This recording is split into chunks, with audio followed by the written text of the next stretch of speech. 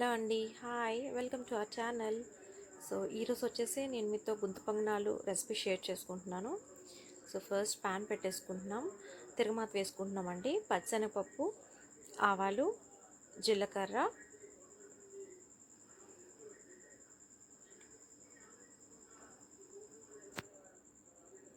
కరివేపాకు, onions,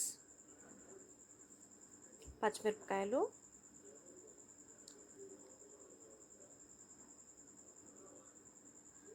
so ఇవి add చేసుకొని మనం బాగా మిక్స్ చేసుకుందామండి. సో ఎక్కువ వేగ అవసరం లేదు, కొంచెం ట్రాన్స్పరెంట్ అయితే సరిపోతుంది. సో కొంచెం సాల్ట్ యాడ్ చేసుకుంటున్నాం. సో గుంత పొంగనాలు వచ్చేసి మామూలు దోశ బ్యాటరే అండి. దోశ బ్యాటర్తోనే మనం గుంత పొంగనాలు చేసుకుంటున్నాం. సో ఈ తిరగమాత మనము పిండిలో వేసేసుకుందామండి, బ్యాటర్లో, దోశ పిండి బ్యాటర్లో. సో చూసారా, ఈ కన్సిస్టెన్సీ ఉండాలి.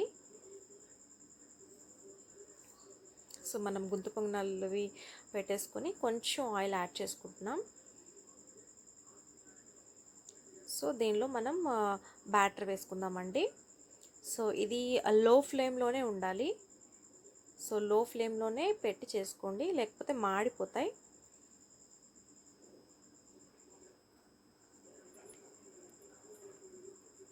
సో టర్న్ చేసుకుంటున్నానండి. ఒక 2-3 మినిట్స్ ఇటు సైడ్ వేగిన తర్వాత తిప్పేసుకోవాలి. సో అటుపక్క కూడా కాగాలండి. సో ఇది ఒక రకంగా హెల్దీ అని చెప్పుకోవచ్చు, ఎందుకంటే మనం డీప్ ఫ్రై చేయట్లేదు కాబట్టి.